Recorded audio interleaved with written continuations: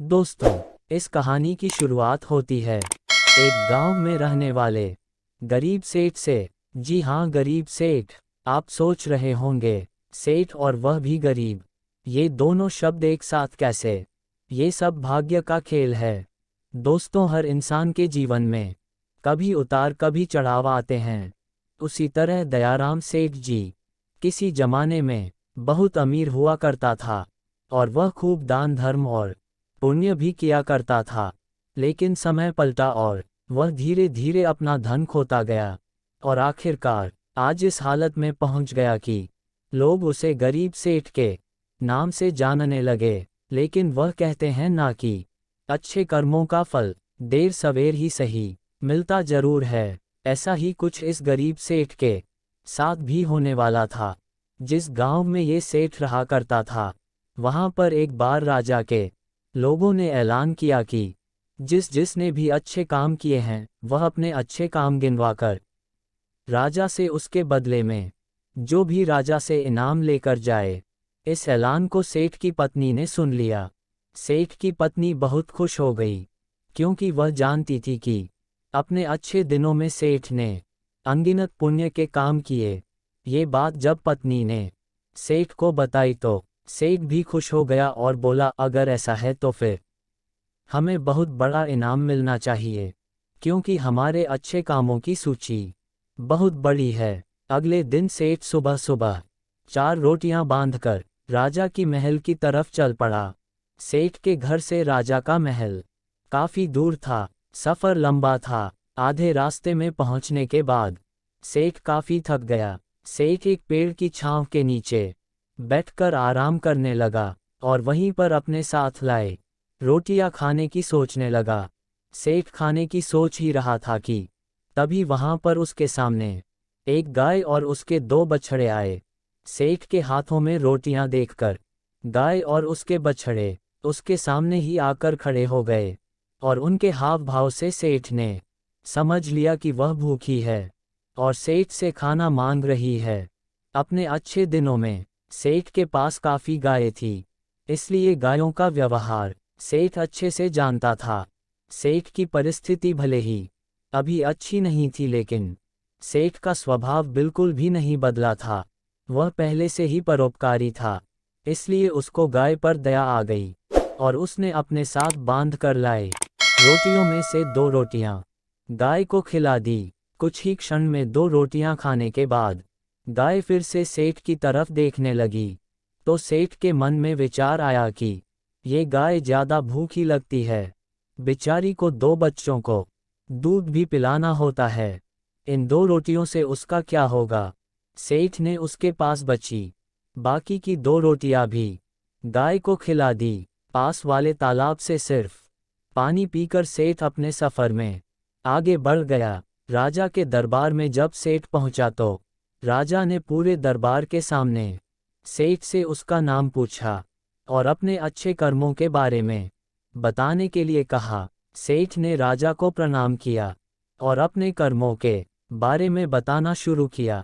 सेठ ने कहा, महाराज, मैंने कई भूखों को खाना खिलाया है, कई मंदिरों में दान दिया है, कई निराश्रित लोगों को आश्रय दिया है, कई तीर्थ स्थानों की यात्रा की है, सैकड़ों साधु संतों की सेवा की है और ऐसे ही दर्जनों काम।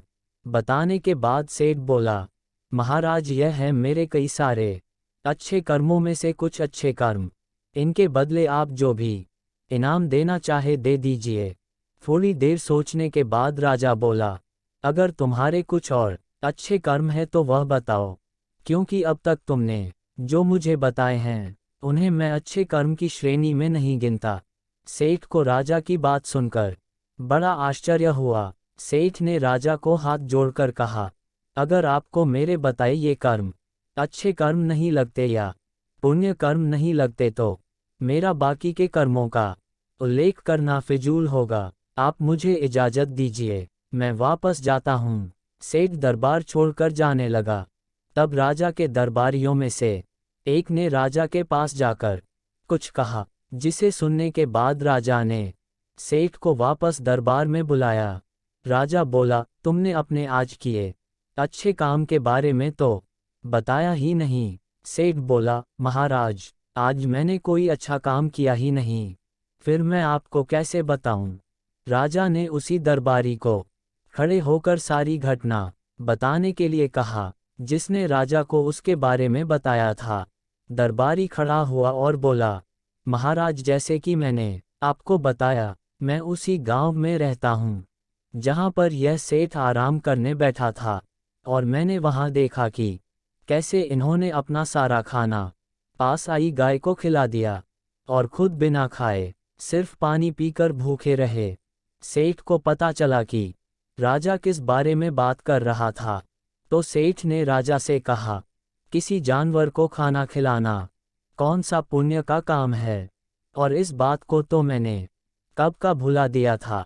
राजा ने सेठ से कहा, मेरे महान गुरु जी के बताए अनुसार मैं भी उन्हीं कामों को पुण्य कर्म मानता हूँ, जिन्हें करते समय सच में निस्वार्थ भाव से किया जाए, उसी के लिए किया जाए जिसको उसकी जरूरत हो, और सबसे बड़ी बात, उस काम को करने के बाद भुला दिया जाए। यही कारण है कि आज तुमने जो काम किया वह तुम्हारे किए गए आज तक के सभी कामों में सबसे उत्तम और सर्वश्रेष्ठ था, जिसके लिए तुम सच में इनाम के हकदार हो। राजा ने सेठ को बहुत बड़ा इनाम दिया, जिसे पाकर सेठ की आर्थिक परिस्थिति फिर से पहले जैसी हो गई, और सेठ और सेठानी ने अब अपना पूरा जीवन निस्वार्थ भाव से अच्छे कर्म करने में लगा दिया। दोस्तों, कहते हैं कि दान, धर्म और अच्छे कर्म एक हाथ से करो तो दूसरे हाथ को पता नहीं चलना चाहिए, लेकिन आजकल होता कुछ विपरीत ही है। आजकल लोग सिर्फ दिखावे के लिए दूसरे लोगों की मदद करते हैं, अस्पतालों में दान करते हैं, तो दीवारों पर अपना नाम लिखवाते हैं, गरीबों को खाना देते हैं तो उनके साथ सेल्फी खिंचवाते हैं। अब आप ही बताइए, क्या ऐसे कामों को अच्छे काम कह सकते हैं? पूरी कहानी सुनने के लिए धन्यवाद। उम्मीद करता हूँ कि आज की कहानी से आप लोगों को कुछ अच्छा सीखने को मिला होगा। इस कहानी को अपने दोस्तों, परिवार वालों और अपने सहकर्मियों के साथ शेयर कीजिए, ताकि उन्हें भी अच्छे कर्मों के बारे में स्पष्टता हो सके। दोस्तों, आपको इस कहानी से क्या सीख मिली, हमें कमेंट करके बताइए।